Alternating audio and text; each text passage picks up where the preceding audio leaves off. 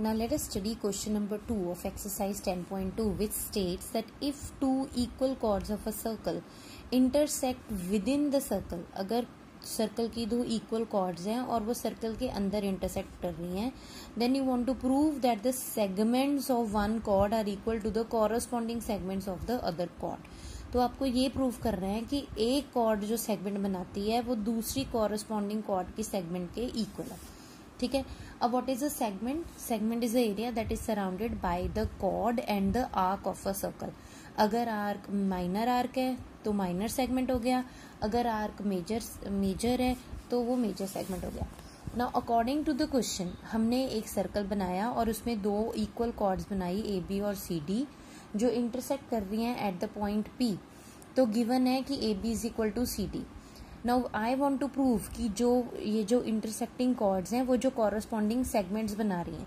तो मतलब A P, ठीक है, ए पी मेजर सेगमेंट में लाई करती है तो ए पी पी डी के इक्वल है, और सी पी और पी बी जो माइनर सेगमेंट में लाई करती है वो भी इक्वल है। मतलब आई वांट टू प्रूव कि A P is equal to P D and C P is equal to C B. तो इसके लिए हम करेंगे कंस्ट्रक्शन कि O M is perpendicular to A B and O N is perpendicular to C D. अगर ये perpendicular है तो हमने एक थ्योरम की थी कि a perpendicular from the centre of a circle to any chord bisects the chord. तो इसके according A M is equal to M B हो गया। That means A M is equal to M B which is equal to half A B. Similarly C N is equal to N D is equal to half of C D. ये हम आगे use करेंगे। ठीक है, तो first of all हम prove करते हैं कि ये जो दो छोटे ट्रायंगल हैं वो कॉन्ग्रुएंट हैं, और इससे सीपीसीटी से हम ये शो कर देंगे कि ये इसके इक्वल है।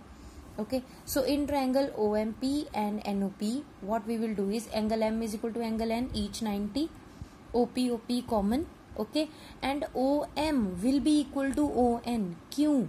क्योंकि कॉर्ड्स इक्वल हैं और equal chords are equal distant from the centre of a circle. अगर कॉर्ड्स इक्वल हों तो उनका सेंटर से जो डिस्टेंस होता है वो भी इक्वल होता है। So OM is equal to ON. So that means we can say that MP is equal to MN by CPCT. ठीक है, MP is equal to MN by CPCT. Okay, अब हमने अभी ऊपर किया था कि अगर कॉर्ड्स इक्वल हों और परपेंडिकुलर ड्रॉ हो तो वो बाइसेक्ट करती है। ठीक है, मतलब AM is equal to MB है और CN is equal to ND है और दोनों हाफ AB और CD के इक्वल है, राइट। बट AB तो ऑलरेडी CD के इक्वल है, तो इसका मतलब ये हो गया कि A M is equal to M B is equal to C N is equal to N D. इसका मतलब ये चारों एक दूसरे के इक्वल हैं। अब मुझे शो करना है A P is equal to P D, और ए पी में आ रहा है ए एम और एम पी, और पी डी में आ रहा है पी एन और एन डी। ठीक है, तो ए एम और एम पी, पी एन और एन डी आ रहा है, पी एन और एन डी आ रहा है। ठीक है, तो अब क्या करूं? अब एम पी और ए एम क्या बना?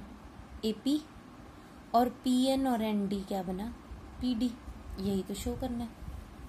ठीक है, हमने क्या ले लिया? हमने इसका ले लिया, एक फर्स्ट पॉइंट ले लिया जो हमें चाहिए था। हमें MP के साथ AM चाहिए था, तो मैंने MP के साथ AM वाला पॉइंट ले लिया।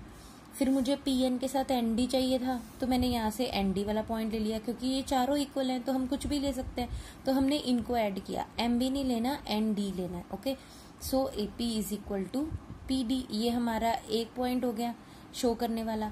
सेकेंडली हमें शो करना था ये छोटे वाला इसके इक्वल है। ठीक है, तो हम क्या करेंगे? CN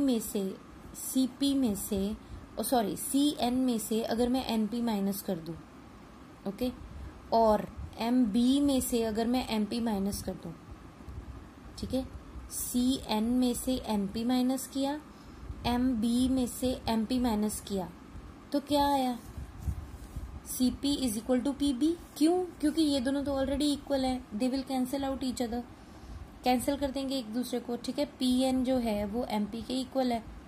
ओके, PN MP के इक्वल है, बट हमने कट शो नहीं करना, but they are equal, so we can add, we can just subtract equals from both the sides, so it will give you CP is equal to PB, hence proved.